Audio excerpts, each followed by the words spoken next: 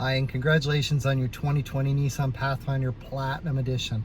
This is a truly amazing vehicle. It's a great family vehicle. It's meant to travel. You're going to see that there's 16 cup holders throughout this, but it's a comfortable drive. It's got lots of power to it. If you want to tow, it will tow up to 6,000 pounds. So let's have a look at this vehicle because I know it's got a lot of features on it. Let's make sure that we can refresh your memory on what you've got. And if you still have questions at the end of this, please don't hesitate to get in touch with me or any of the sales staff at O'Regan's Nissan in Dartmouth.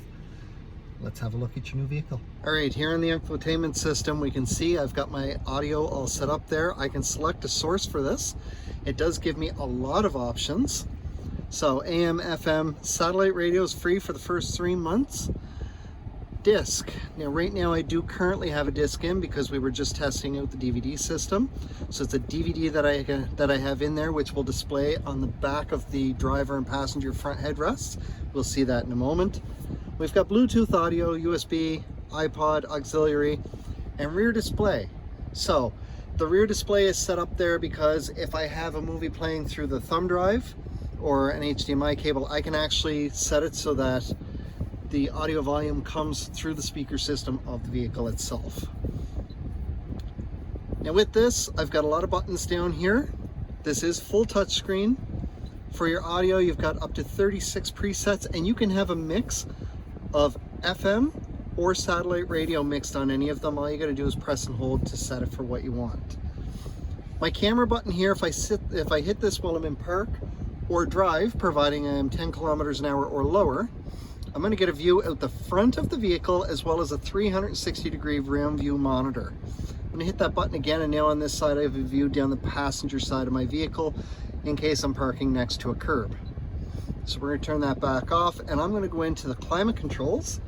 So we can see here I currently have the AC on. I'm going to turn that back off for the moment. I've got my temperature set. Now down below here I'm going to hit the sync button. I can do it up here as well. And it's going to sync up the front with the driver's side here. I do have it set for auto, as I can see here and down here. When it's on auto, it's automatically going to determine where my airflow is going and what my fan speed is. It's trying to get me to that temperature as quick as possible. You can see I do have a heated steering wheel button here. I also have the same one down here.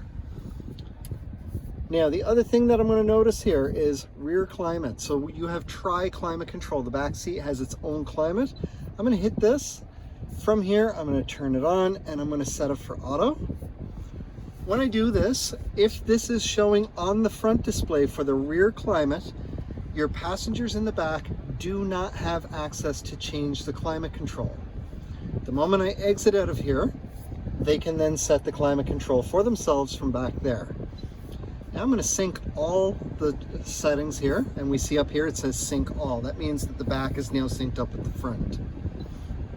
On the back, I can alter the temperature up and down and the fan speed, but again, I've set it to auto so it automatically does its own thing, and I can turn it on and off from right there. The next thing that we're going to have a look at is our navigation. So this is the nav screen. There's your map. The map is easy to use. You can move it around. It is touchscreen, but I'm going to go into the Navi button here. If I know the exact address where I'm going, I can go into street address. I can either start with the state or province, or I can start with the number. If I'm going somewhere outside of the area that I'm in, into another city, I want to start with city so that it does that first. If you're only looking for a point of interest, all you got to do is go in here. There's a ton of options here. It lets you see pretty much everywhere that you want to go. It's a quick access, and anything that you're looking for instance, a gas station, is going to start with what's closest and work its way out. So you can see there, it'll start and then work its way out. So that works remarkably easy. If you are going to set a home destination, I do not recommend setting your own house. I do recommend setting it for something nearby that you know how to get to from there. So we're going to go back again. There's our map. We saw the audio system. Your status is going to give you a split screen so I can see my radio info as well as my climate control, or I can see my fuel economy or a compass, all to go with the radio info up there. My info setting is just going to bring me into some of the general settings here. And then I have my settings. This is where I'm going to come to set up my phone. I'm going to go into Bluetooth and I'm going to connect a device. From there, you can see I've already got my phone there. All you do is hit add new phone and that will get that in there. Press and hold to delete it and then just hit delete. So it's removing my phone from here because I don't want it in this vehicle. This is an unsold vehicle. I'm sure the next owner of it or the new owner of it doesn't want it. Your clock can also be set from here. Now currently, daylight savings is off and the hours adjusted. So I'm going to drop that down and turn daylight savings on, which is the easiest way to do this. Time zone is set for auto, so it'll automatically pick it up based on your map settings and where you are. So super simple. Once we hit the fall, all you do is that and it drops your time back an hour. We're going to leave it right where it's at the moment. So I'm going to put this on the audio and we're going to drop down here. When you're on the map, this will zoom in, zoom out. If I turn the dial, I can use these buttons to move around the map or select a spot on there. If I'm on audio, I can go through and select where I'm at. So there's a ton of options to go through and determine how you want to do that. Down below here, there are some physical buttons to change the source of your audio. You see we can seek for different stations here. And then your climate control. So your temperature is here on either side. Your fan speed, if you want to automatically adjust it, is here. Your airflow, should you want to adjust it manually, is under mode. There is a button strictly for the front windshield. Now, if I hit either of these buttons or turn this dial, auto is going to turn off on my climate control. My rear defrost is right here, and that's also going to turn on my heated side mirrors. Down below here, I have heated and cooled seats. So right now they're off. I can start to turn that dial there. I've got 3 settings. You can see a little light comes on. Same thing for heated. And then down below here, I have a couple USB ports as well as a 12-volt power port. I have a Type-C and a regular USB port. The Type-C will charge your phone a little bit faster than normal. Just looking here at my dial, I can see auto is going to automatically determine if I'm in 2-wheel, which is front wheel, or 4x4. From the spring until late fall, you want to leave it in 2-wheel drive. It's easier on the transfer box. Once you hit late fall, where the roads start to get a little bit slippery, switch it over to auto, let it do its own thing.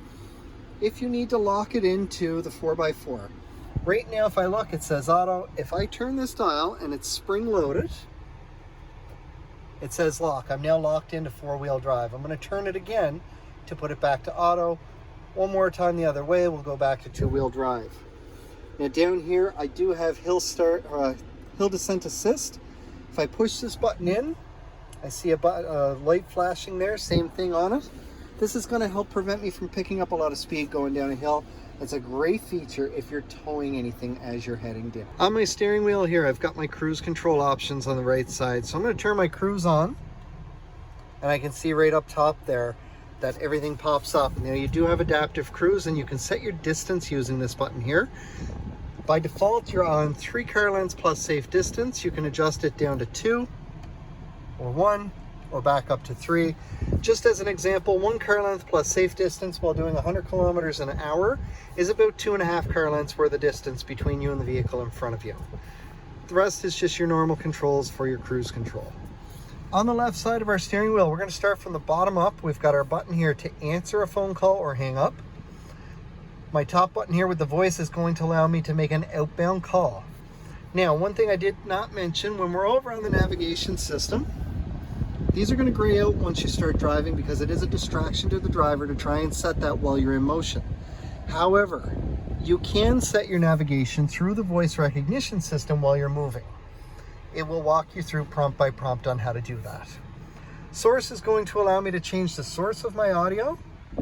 So I can see over here, satellite, DVD, auxiliary, rear display, which is DVD, AM, FM. So we're back to where we started. If you have other devices hooked up, it will give you those as options as well. I have my volume buttons for my radio here. It's very easy to control that. Up above here, now I'm going to put us back on the audio screen over here, and there is a reason. From my steering wheel, I do have total control of my audio. We saw that I can change the source, I can change the volume. Tapping up or down on this button here is going to take me through my presets.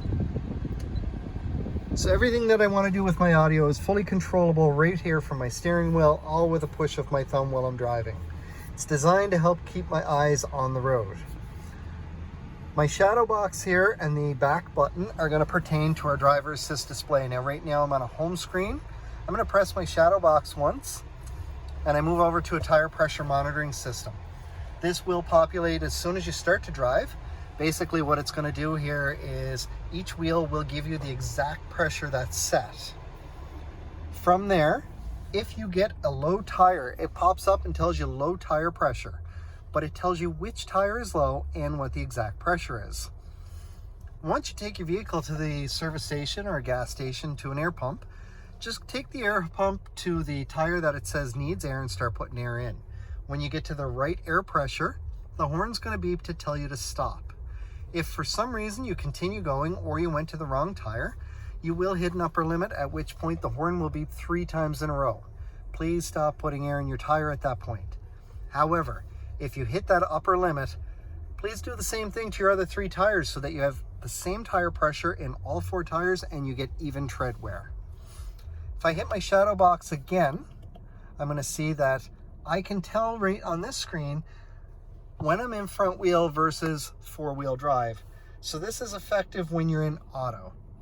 So pulling away from a dead stop, you're going to be in 4x4.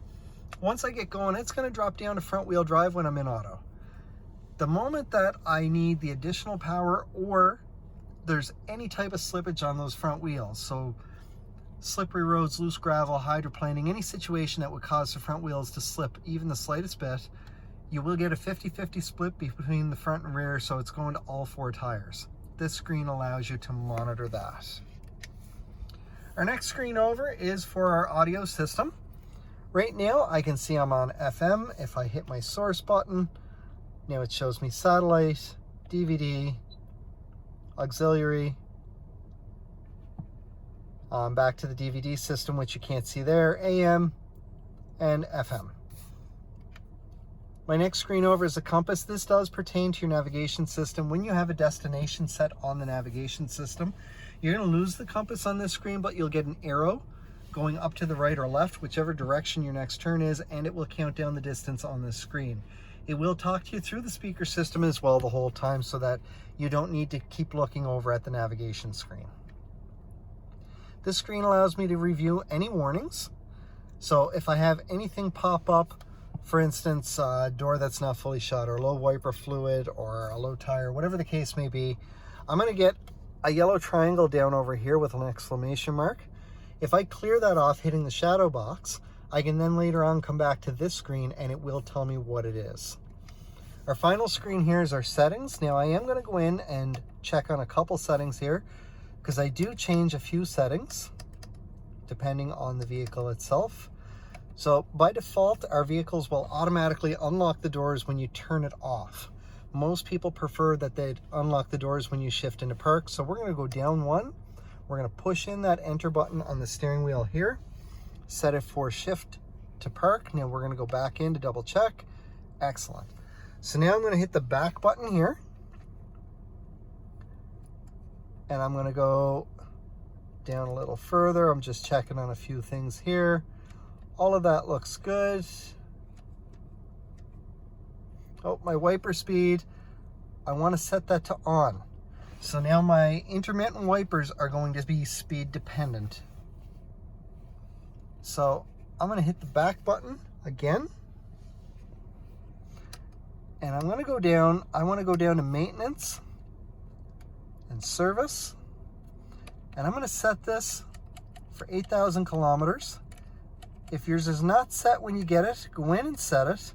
Your oil changes are every 8,000 kilometers or every 6 months. Now I'm going to press enter again, and then I'm going to hit the back button.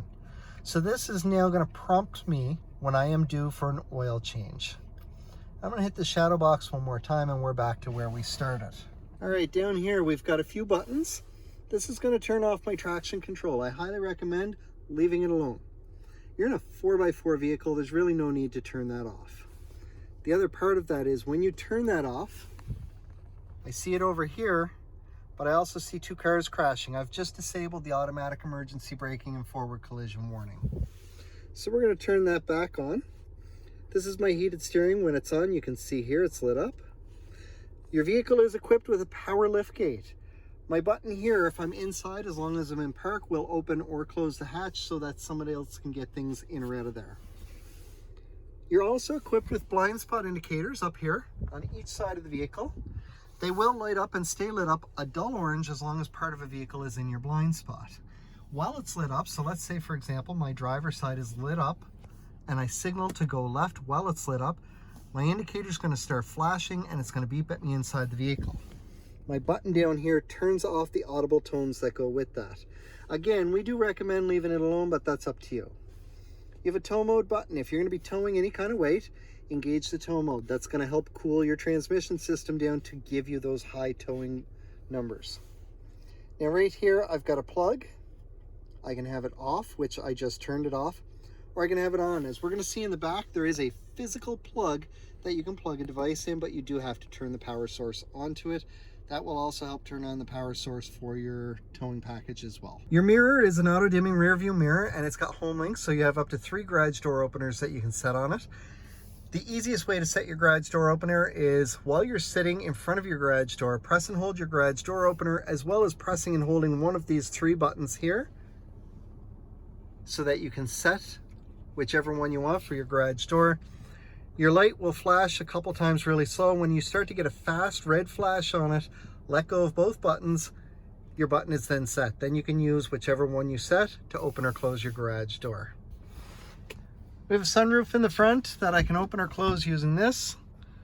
I can also use this button here to open or close the screen. So it makes it very easy to open or close anything. Beautiful panoramic screen in the back. Here in the back, you can see our movie is still playing. We had this on earlier demonstrating how to do the DVD system, and there will be a link to that into this video as well.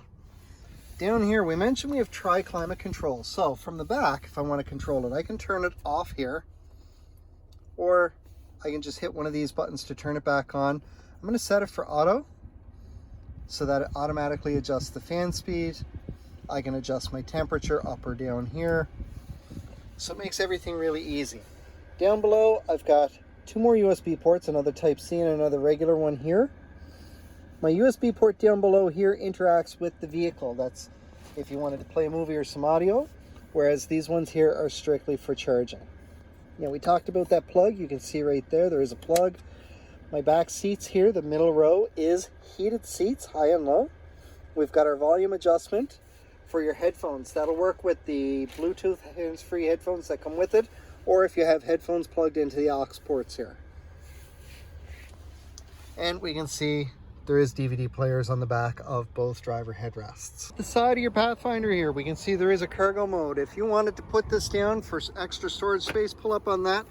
Your seat will come right down and give you all kinds of storage there. I'm going to put that seat back up.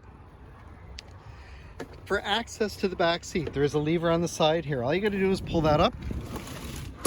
Your seat folds, just slide it forward. Full access to the back seat. Now we're going to put this back seat up. And then you've got your seating area there. All I got to do is slide this back. Now we can see right away they're uneven. And then I can adjust it using a bar underneath the front to set where I want it so that the passenger in the back has enough leg room. On the back of my vehicle here, I do have a power liftgate with kick motion activation. So for your kick motion, down below here, we've got this area where our hitch, our towing capacity is. You want to kick in a fluid in and out motion underneath that area. So I'm going to demonstrate. If you pause, it won't work. And if you wave your foot back and forth, it won't work. So we're just going to give a kick in and out. You get 3 beeps to tell you to step back, and my liftgate opens up. There is a button right here that I can use to close it. I can use the button up here to open it. So either one will do that. There's a button on your key fob as well, and the kick motion activation, as well as a button in the driver's seat. Now in the back area, I can see one seat folded down, one up. To pull the seat up, all I'm going to do is grab this, pull it up, lift the headrest. To put it back down, give a small tug on that, lift up on that lever and push, and your seat goes down. In the back here, we have some hidden storage, which is a really nice area back here. Bose premium sound system. And this one is equipped with a cargo net, which is going to hook into your net system here. So lots of options for that. So we're going to put this back down.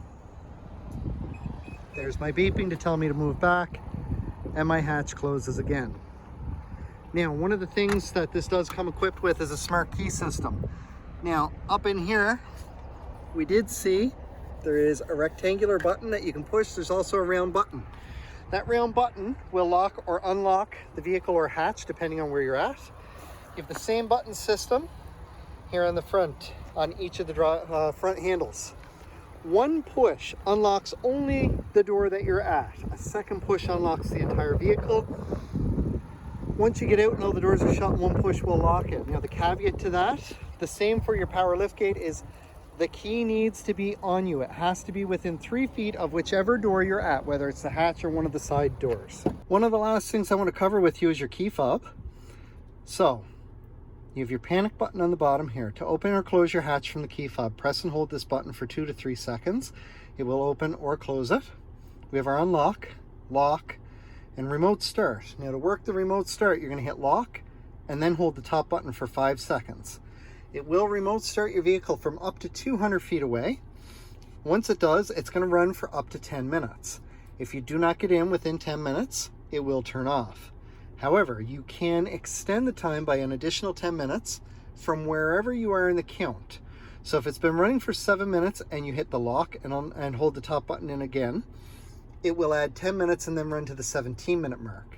If you do it right away after remote starting it, it's only going to run to the 11-minute mark, so keep that in mind. If you change your mind, just press and hold the top button for 2 seconds and that will turn it back off. You can remote start it twice or once with an extension without ever getting into the vehicle, but after that you do need to get in and turn the vehicle on in order to be able to do it again. Because it is a key fob, there is a battery inside, and the battery will go dead after 2 to 4 years depending on usage. If your battery starts getting low, you're going to get a message pop up that's going to tell you either low key fob or incorrect key ID. If you hit a point that your key fob is dead and you need to get in the vehicle, on the back, pull over the little switch and you can see there is a key for the driver's side door. There is a keyhole there.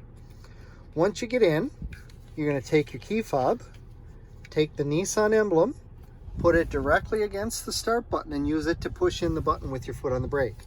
It will still start the vehicle even though your battery is dead. From there, you're going to want to go get a new battery. You can buy one of these yourself. If you do, don't buy a dollar store one. They will work, but they are very short term. They typically die after 3 or 4 months. Spend the $6 or $7 to get a good one. Pop open your battery by putting something in one of these 2 recessed areas. Give it a little twist. You'll see the battery inside looks an awful lot like a watch battery, just a little bit larger. From there, the number on the battery itself is your battery size. Go get a battery. Or you can take it in the Nissan dealership and for $1 or 2 more, they will switch it out for you. Once you get the new battery in it, just click it back together, put your key back in place, and you're good to go. We have memory seats on this vehicle. Now, because you have the Platinum, you get the extra feature to go with it. For your memory seats, get your driver's seat in a comfortable position. So forward, back, up and down.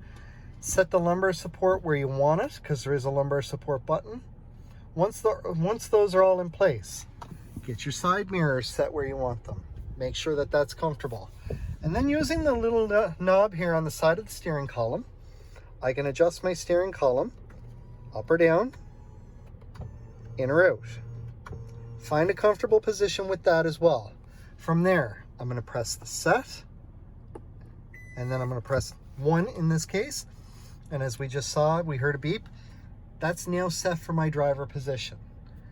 For 2, you're going to do the same thing. Mirror, steering column, seat, set 2.